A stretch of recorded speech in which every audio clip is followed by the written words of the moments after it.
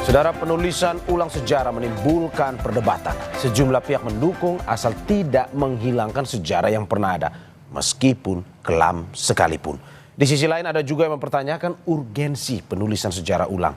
Pagi ini kami akan bahas bersama anggota Komisi 10 DPR fraksi PDIP, Boni Triana. Selamat pagi Mas Boni. Selamat pagi. Terima kasih Mas sudah bergabung di Dialog Sapa Indonesia Pagi, dan juga anggota Aliansi Keterbukaan Sejarah Indonesia, Usman Hamid. Selamat pagi Mas Usman. Selamat pagi Bung Mario, selamat pagi Bung Boni. Terima kasih Bapak-Bapak sudah bergabung di Sapa Indonesia Pagi hari ini. Saya ke Mas Boni terlebih dahulu. Mas Boni, ini dalam pembahasan Komisi 10 DPR dan Kementerian Kebudayaan, apa alasan dilakukannya penulis ulang sejarah ini yang sebenarnya menjadi pertanyaan besar? Apa urgensinya? Apa sebenarnya tujuan? Justru itu yang kami pertanyakan di Komisi 10, sehingga setelah pertemuan dengan kelompok masyarakat, aksi dalam hal ini ya, kita menggelar rapat kerja dan itu dipertanyakan. Ya. Pertanyaan itu muncul kan karena memang proses penulisan ini terkesan buru-buru, kemudian tidak transparan. Karena menurut pengetahuan kami yang namanya penulisan sejarah nasional itu kan mestinya didahului dengan seminar sejarah, konferensi sejarah nasional yang diikuti oleh berbagai ragam macam sejarawan dari berbagai macam latar belakang, sehingga ada proses yang terbuka, orang bisa mengikuti di sana. Seperti itu, sehingga itu kami pertanyaan apa urgensinya. Satu-satunya alasan yang dikemukakan oleh Menteri dalam rapat kemarin adalah karena kita sudah terlalu lama tidak menulis atau tidak merevisi atau bahkan memutakhirkan buku sejarah yang ada. Sudah hampir beberapa puluh tahun kita tidak punya buku sejarah. Seperti itu saja yang kami dengar. Tapi kalau membaca dari konsep, tentu ada beberapa bab yang ditambahkan, seperti misalkan era SBY dan juga era Pak Jokowi, ya, bahkan juga sudah masuk di sana sebagian awal dari Pak Prabowo kalau merujuk kepada keterangan Menteri Kebudayaan. Seperti demikian. Oke, Mas Boni, tetapi dari DPR sendiri kemarin saya baca di berita-berita bahwa sampai saat ini Komisi 10 belum menerima draftnya, karena kan sudah 70%, katanya sudah mau mendekati selesai. Apakah sampai saat ini dari DPR sudah menerima draft penulisan ulang ini? Sejauh ini belum menerima. Bahkan satu-satunya pegangan kami cuma konsepsi yang selama ini beredar dari tangan ke tangan gitu melalui pesan di WhatsApp. Ya, itu saja yang pegangan kami dan juga rujukan bagi kami untuk melakukan pertemuan-pertemuan dan juga melontarkan pertanyaan-pertanyaan kepada pihak Kemenlu. Ya. Oke, berarti sampai saat ini belum menerima ya, Mas Boni? Belum menerima ya? Ini kami belum menerima draft itu. Oke, kalau begitu saya ke Mas Usman. Mas Usman, sebelum saya ke Mas Usman, saya ingin sedikit memberikan informasi bahwa kami sudah mengundang dari pihak pemerintah, dari Kementerian Kebudayaan, tetapi hingga saat ini memang masih belum ada respon dan kita masih terus menunggu jawaban dari Kementerian Kebudayaan. Saya ke Mas Usman. Mas Usman sepertinya tersenyum mendengar ini informasi. Mas Usman, bagaimana Anda melihat bahwa ini satu sisi perlu adanya penulisan sejarah ulang, tetapi mendapat kritik banyak pihak, termasuk terkait dengan waktu yang begitu singkat, Januari 2025, dan katanya 17 Agustus hadiah buat kemerdekaan. Menurut Anda seperti apa? Ya, sebenarnya memang diperlukan, apalagi kalau melihat proses transisi politik di Indonesia masih belum menuntaskan penyelesaian kejahatan-kejahatan di masa lalu. Misalnya pelanggaran-pelanggaran hak asasi manusia yang berat. Pada awal tahun yang lalu, tahun 2024, Presiden memberikan pidato mengakui 12 peristiwa pelanggaran hak asasi manusia yang telah diidentifikasi oleh tim penyelesaian secara non-yudisial. Salah satu rekomendasi mereka adalah penulisan ulang sejarah. Nah, penulisan ulang sejarah di sini diletakkan di dalam perspektif penyelesaian hak asasi manusia. Ada banyak contoh di negara lain. Salah satunya adalah di Guatemala. Di Guatemala dibentuk sebuah komisi klarifikasi keadilan atau klarifikasi sejarah dan keadilan.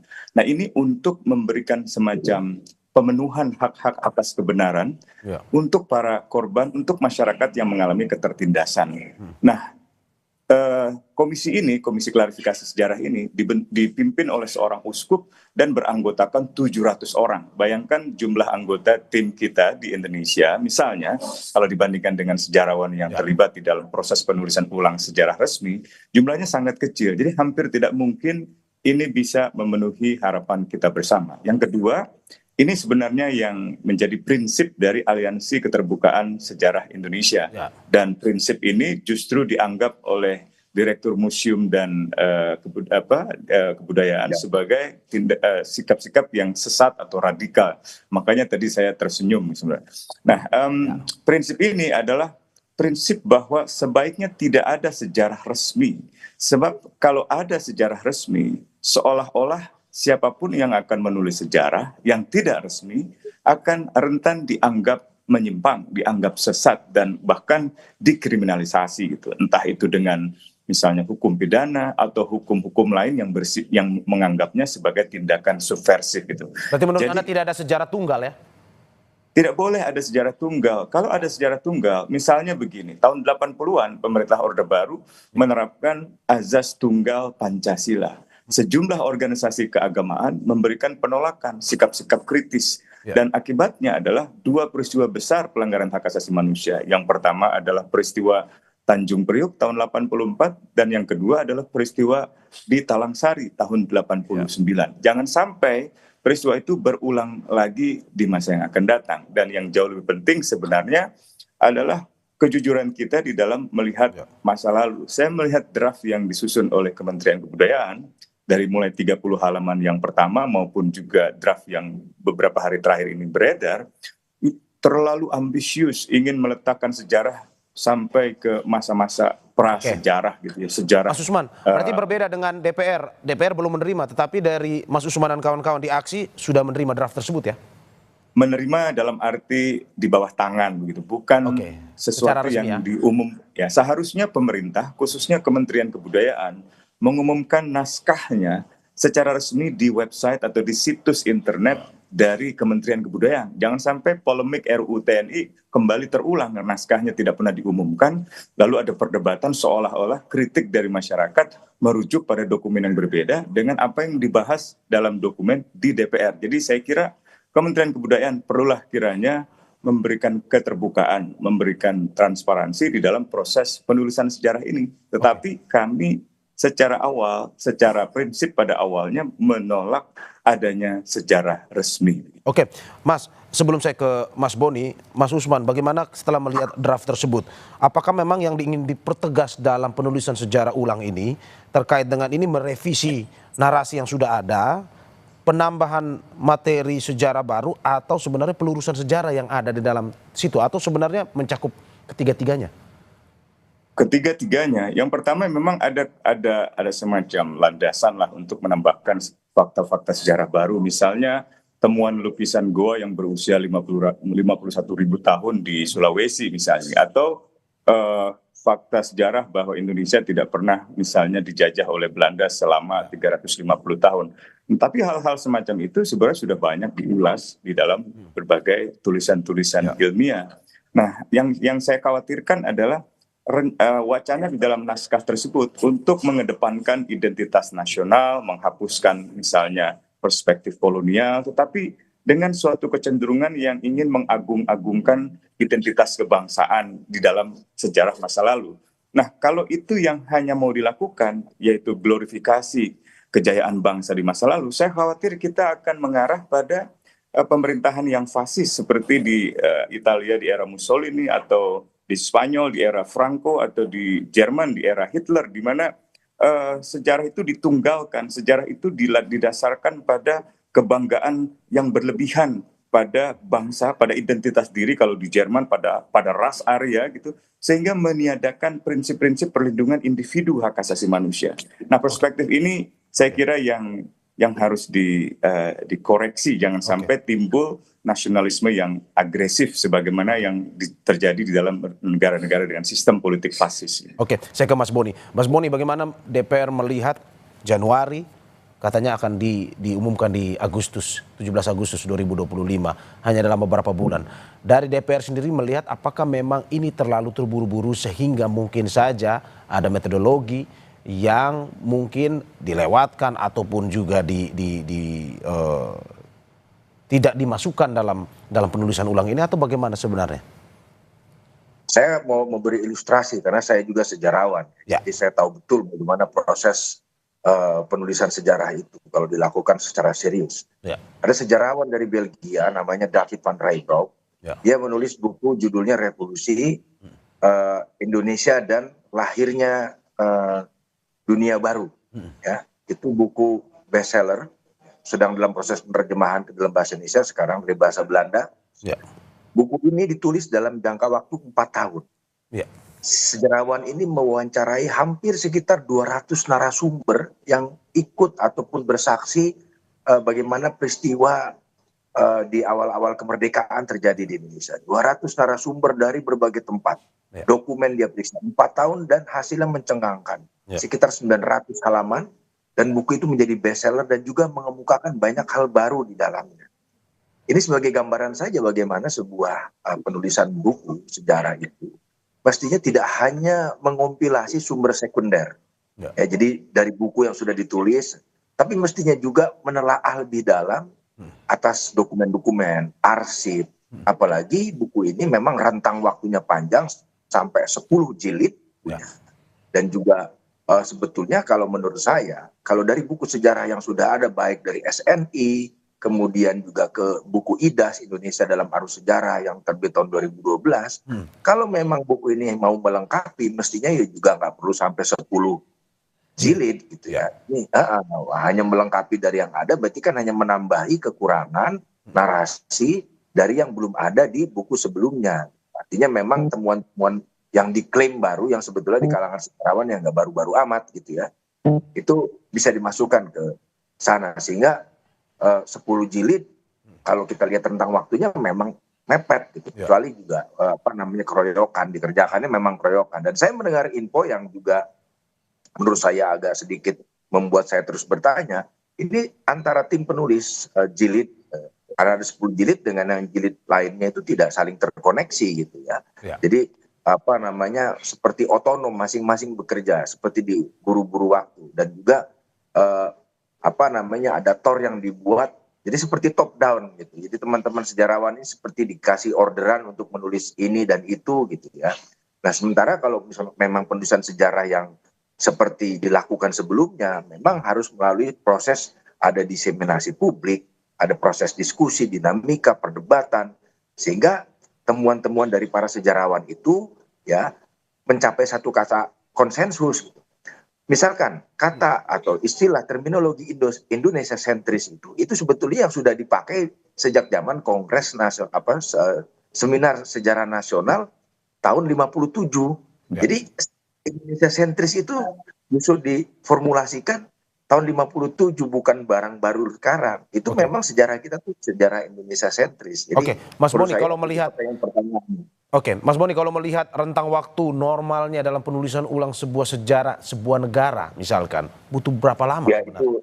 Ya itu relatif ya. Relatif. Orang bisa ngomong 4 tahun lama, ada bisa ngomong 10 tahun, macam-macam. Tapi poin saya adalah mestinya ada proses atau prosedur penulisan yang dilakukan dengan tahapan-tahapan tadi. Ada research-nya. Saya agak kurang yakin kalau buku ini ditulis menggunakan research yang mendalam gitu ya. Nah, kalau riset mendalam itu kan mencari arsip saja membutuhkan waktu. Membaca arsip yang sebagian juga berbahasa Belanda, bahkan paleografi juga membutuhkan waktu. Jadi memang idealnya buku ini tidak dikerjakan terburu-buru gitu ya. Bukan karena momen Agustus 80 tahun, tapi karena pentingnya momentum sejarah kita yang ditulis ini, maka membutuhkan satu riset yang mendalam, sehingga nanti yang disampaikan juga benar-benar bermutu lah. Kan? Apakah kita bisa bilang DPR menolak sebenarnya ini pada akhirnya keluar di 17 Agustus 2025 atau bagaimana sebenarnya? Dalam keputusan rapat kemarin kami sudah bilang ada 2 butir penting. Pertama, kata istilah atau terminologi sejarah resmi ataupun terminologi sejarah resmi baru itu tidak digunakan, ya satu. Jadi artinya buku ini kalau nanti jadi ya tidak bisa menjadi atau apa bukan satu-satunya rujukan gitu ya dalam pengajaran sejarah. Jadi tidak bisa juga kita klaim bahwa ini satu-satunya rujukan. Yang kedua, DPR juga meminta untuk tidak tergesa-gesa mengerjakannya. Karena kalau tergesa-gesa nanti ya kita tidak tahu hasilnya seperti apa. Dan juga ada beberapa bab yang kami soroti, misalkan dari fraksi PDI Perjuangan merasa jilid 8 mengenai pemerintahan di era Bung Karno itu tonnya agak sedikit minor. Dikasih judul misalkan masa bergejolak dan ancaman integrasi. Itu seolah-olah itu masa di mana penuh gejolak dan ancaman aja, tidak ada achievementnya, tidak ada pencapaian. Padahal pada masa Bung Karno kita tahu kita sebagai sebuah bangsa dihargai di regional maupun internasional karena Asia Afrika, karena penyelenggaraan Asian Games, macam-macam lah. Saya pikir itu mestinya jadi titik tekan dan juga fokus di jilid ini, dan itu menjadi perhatian kami bersama di PDI Perjuangan. Oke, menurut Anda ada peristiwa politik yang ingin dikaburkan dalam penulisan sejarah ini, Mas Boni? Sebelum saya ke Mas Usman. Kalau misalkan kita melihat susunan outline yang beredar, gitu, sepertinya ada peristiwa yang ingin tonnya itu agak sedikit diabaikan, entah mungkin menghindari kontroversi atau entah mungkin karena tidak ingin menciptakan kegaduhan, saya nggak tahu. Tapi intinya begini, sejarah menurut saya justru harus bisa membuka peristiwa sepahit apapun. Karena dengan itu kita belajar sebagai bangsa. Kalau kita hanya mengglorifikasi, itu nanti punya potensi narasi ini akan menjadi narasi sejarah yang chauvinistik. Itu ya, hanya mengagung-agungkan masa lalu, kemudian membagus-baguskan, tapi peristiwa-peristiwa salah satunya yang tadi Mas Usman bilang tentang kejahatan kemanusiaan kita tidak akan belajar. Artinya siklus kejahatan, siklus kekerasan di mana seringkali juga negara terlibat akan terus berulang di masa yang akan datang. Nah, itu yang kita harus hindari. Oke, saya ke Mas Usman. Mas Usman, Ketua Aksi Marzuki Darusman di DPR bilang tindakan menulis sejarah itu merupakan cara halus pemerintah untuk mengontrol pemikiran rakyat dan memonopoli kebenaran atas sejarah bangsa. Apa sebenarnya mau disampaikan oleh Aksi dengan pernyataan? Yang mau disampaikan jelas dari Pak Marzuki Darusman adalah penolakan atas rencana penulisan sejarah resmi. Jadi seharusnya identifikasi terhadap identitas kebangsaan, terhadap sejarah di masa lalu, tidaklah dikemas secara tunggal atau diseragamkan gitu ya. Apalagi sampai menempatkan versi sejarah lain nanti seolah-olah tidak resmi atau seolah-olah ilegal. Dan karena itu akan membuka peluang bagi otoritarianisme baru atas nama kebenaran sejarah versi pemerintah gitu. Jadi karena itulah saya kira Aksi menolak rencana pemerintah untuk melakukan penulisan ulang sejarah resmi versi Agustus 2025 itu. Dan sebagai satu jalan penyelesaian, kami usulkan agar pemerintah mengintegrasikan penulisan ulang sejarah itu di dalam perspektif penyelesaian pelanggaran HAM. Sehingga bisa mengambil pelajaran dari masa lalu. Kan masa lalu kita bukan hanya tentang kejayaan, tapi juga tentang kekalahan, tentang kesalahan, tentang masa-masa yang kelam di mana kita perlu belajar. Misalnya di tahun 65 ada begitu banyak orang dituduh komunis dan dibangun kebencian pada komunis sehingga timbul begitu banyak pembunuhan massal tanpa ada pertanggungjawaban hukum atau diskriminasi terhadap orang-orang Hokkien, terhadap orang-orang Tionghoa yang berujung pada kerusuhan rasial terhadap perempuan, perkosaan rasial di tahun 98 gitu. Hal-hal semacam ini saya kira harus diakui sebagai suatu kesalahan kita di masa lalu, dan seharusnya dari pembelajaran itu kita menyusun langkah ke depan, melarang diskriminasi, melarang pembunuhan atas nama apapun, agama, suku, ras, dan seterusnya. Jadi memastikan hukum itu tegak, memastikan ada moralitas kolektif baru, bahwa Indonesia yang baru adalah Indonesia yang meletakkan seluruh anak bangsa dalam kesetaraan, dalam kebebasan, dan di dalam perspektif persaudaraan. Tidak ada lagi yang dianggap, misalnya tidak boleh ada lagi jargon-jargon asing misalnya. Jadi yang membentuk sikap-sikap xenofobia, sikap-sikap yang sifatnya nasionalisme chauvinistik atau nasionalisme yang agresif, itu yang justru membuat kita nggak bisa besar ke depan gitu. Nah ini yang mungkin menjadi pemikiran-pemikiran dari Aliansi Keterbukaan Sejarah. Selain memang secara substansi penggalan-penggalan sejarah tampaknya banyak yang hendak dihilangkan. Bahkan narasi tentang Kongres Perempuan Indonesia pada tahun 1928 itu tidak muncul. Gitu. Nah, gerakan mahasiswa, gerakan misalnya perempuan di tahun 97-98 yang berujung dengan penculikan, penghilangan, atau misalnya kerusuhan yang membakar anak-anak miskin kota, atau misalnya penembakan mahasiswa di Trisakti, di Semanggi itu, saya kira belum mendapat perhatian yang cukup. Jadi, lagi-lagi kalau sejarah ini ingin ditulis dengan cara yang kredibel dan penuh integritas, sebaiknya pastikan partisipasi masyarakat, partisipasi korban untuk bertutur, untuk bercerita tentang pengalaman masa lalu. Bukan hanya di masa Orde Baru tentu saja, bahkan sampai di era kolonial ada Pak Jeffrey Pondah yang berkali-kali bolak-balik Belanda untuk meminta keadilan atas peristiwa pembunuhan massal di Rawagede misalnya gitu, dan di banyak penggalan sejarah lainnya di Indonesia. Jadi saya kira sejarah masa lalu bukanlah sejarah tentang para aktor-aktor di tingkat elit, di tingkat diskursus saja, tapi adalah cerita tentang masyarakat di tingkat konkursus, di tingkat bawah, di tingkat akar rumput. Itu yang juga perlu mendapat perhatian dari negara. Oke, termasuk juga kemarin saya mencatat bahwa di aksi di DPR mengatakan ada beberapa peristiwa politik yang diduga dikaburkan, itu seperti penyelenggaraan konferensi Asia Afrika 1995 dan Asian Games 1962, pun juga ada sejarah 12 pelanggaran hak asasi manusia. Apakah itu betul yang terdapat dalam draft tersebut atau bagaimana Mas Usman?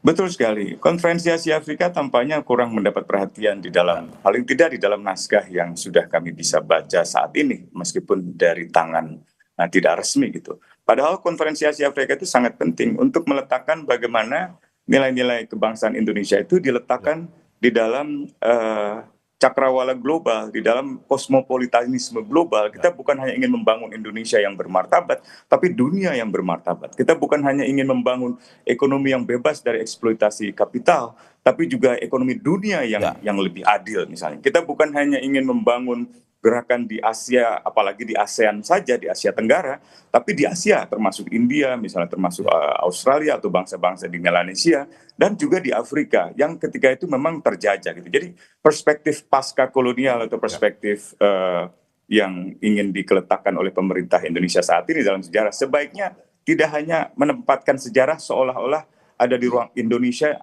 sendiri, ada di ruang kosong. Padahal Indonesia tidak bisa dipisahkan dalam sejarah dunia gitu. Nah, ada beberapa penggalan sejarah lain yang juga tidak tampak di dalam naskah awal. Karena itu kami memiliki banyak sekali. Oke. Saya ke Mas Boni. Mas Boni, setelah berbincang dengan Mas Usman, penjelasan Mas Usman terkait dengan ada beberapa peristiwa politik seperti tadi yang sudah dijelaskan juga, dan juga Mas Boni juga sudah memberikan contoh-contoh. Bagaimana jika memang pada akhirnya Agustus tetap dikeluarkan penulisan ulang, di-launching penulisan ulang sejarah ini dari DPR sendiri, apa sebenarnya yang akan dilakukan, dalam arti bahwa ingin memberikan usulan atau masukan kepada 120 kalau tidak salah penulis sejarawan yang ikut bergabung dalam proyek ini, atau bagaimana, apa yang akan dilakukan DPR? Ya, saya pikir begini, poin dalam rapat Komisi 10 kemarin, satu bahwa memang ini bukan sejarah resmi, artinya memang sudah declare, ya ini buku biasa lah, buku sejarah biasa, pertama itu.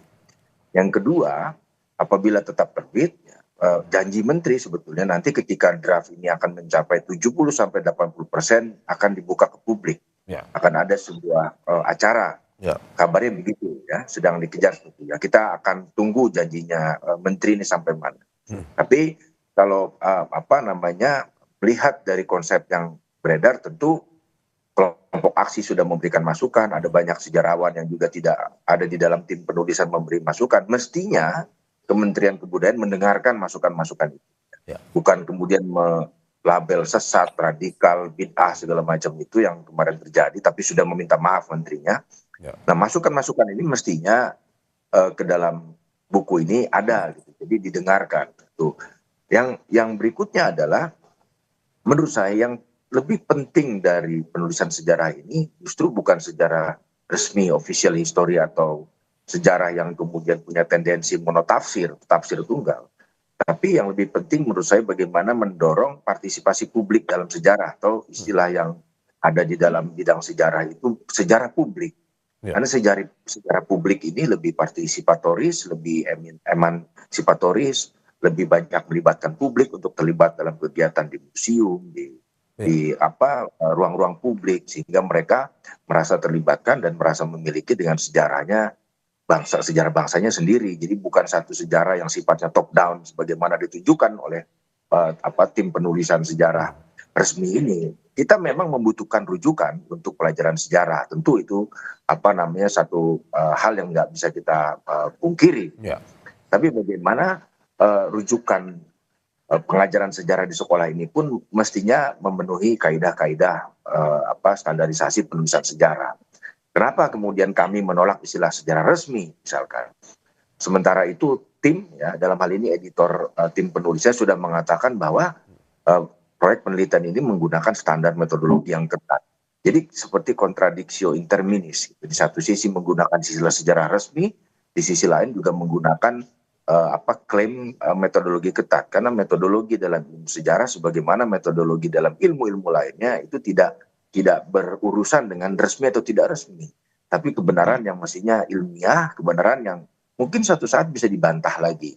Ya. Nah, ketika nanti sejarah ini menjadi sejarah resmi, tunggal, versi penguasa, ketika ada temuan-temuan dari sejarawan, dan sampai hari ini pun begitu banyak karya-karya sejarawan dari universitas, dia kemudian tidak punya keleluasaan untuk mengoreksi itu karena sudah terlanjur nanti diberikan kepada anak sekolah menjadi soal dalam ujian CPNS misalkan.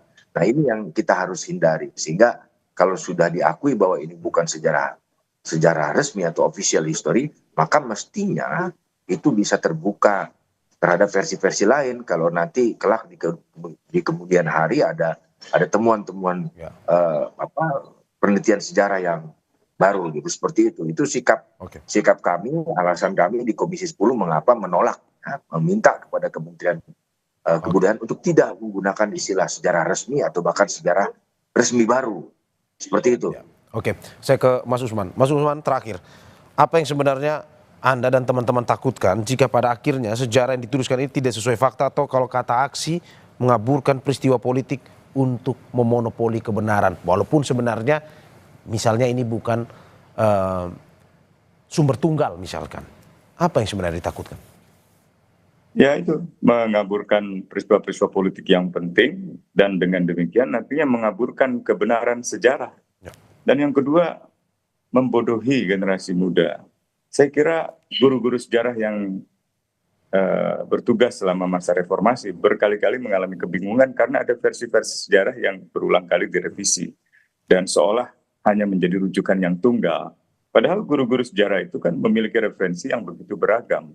Dan mungkin sebaiknya anggaran untuk misalnya penulisan ulang sejarah ini diberikan saja kepada para guru sejarah itu untuk mengembangkan metode pengajaran yang lebih kreatif, yang lebih misalnya menarik buat anak-anak didik kita gitu. Nah, kalau dikemas lagi di dalam sebuah sejarah yang tunggal, sejarah yang resmi, yang tafsirnya hanya tafsir dari penguasa, seperti misalnya buku peristiwa penumpasan G30 SPKI versi negara di tahun 80-an, itu berakibat siapapun yang menceritakan versi sejarah yang berbeda, itu bisa dikriminalisasi, bisa dituduh komunis, bisa dituduh PKI gitu. Sama seperti aksi baru menyampaikan pandangan di forum resmi loh, di DPR, di Komisi 10, dituduh sesat, dituduh bid'ah, dituduh radikal. Itu stigma-stigma yang saya kira sebaiknya dihindari gitu. Jadi kalau kita mau membangun masyarakat yang demokratis, maka perbedaan-perbedaan pandangan itu harus dihargai dan itu adalah kewajiban pemerintah, kewajiban negara, terutama pemerintah untuk memastikan bahwa masyarakat bisa mencari informasi, menyebarkan informasi sesuai dengan yang memang mereka yakini gitu. Dan dalam hal ini tentu kaitannya dengan sejarah gitu. Dan jauh lebih penting lagi, sebenarnya kontribusi besar yang diharapkan dari penulisan ulang sejarah ini apa? Kalau tidak memberi sumbangsih pada kebenaran sejarah, tidak memberi sumbangsih pada usaha-usaha untuk mendapatkan keadilan bagi mereka yang terluka di masa lalu, untuk apa gitu? Kalau hanya untuk kebanggaan diri, untuk kebanggaan sebagai bangsa, saya kira kebanggaan yang berlebihan semacam itu justru menutupi kita Oke. dari kemampuan kita untuk melihat sisi kelam kita, sisi kelam di masa lalu yang Oke. sebenarnya kalau kita akui secara jujur, kita bisa memperbaikinya gitu. Tidak akan ada lagi daerah operasi militer di Aceh, seperti yang sekarang ini berlaku Oke. di Papua. Hampir tiap hari kita mendengar orang terbunuh di Papua. Itu hal-hal yang terjadi karena kita nggak pernah belajar dari sejarah daerah operasi militer di Aceh, di Papua, di Timor Timur, yang itu semua tidak ada di dalam naskah awal Oke. penulisan ulang sejarah saat ini. Oke, dan kita harapkan apa yang disampaikan pada pagi hari ini juga memberikan masukan terkait dengan penulisan sejarah ulang Indonesia sehingga komprehensif dan Terima tidak kasih. seperti yang ditakutkan mengaburkan peristiwa-peristiwa penting lainnya. Terima kasih anggota Komisi 10 DPR fraksi PDIP Boni Triana dan juga anggota Aliansi Keterbukaan Sejarah Indonesia Usman Hamid. Terima kasih Bapak-bapak, sehat selalu. Terima kasih Bung Mario, Bung Boni. Selamat pagi. Terima kasih, Mas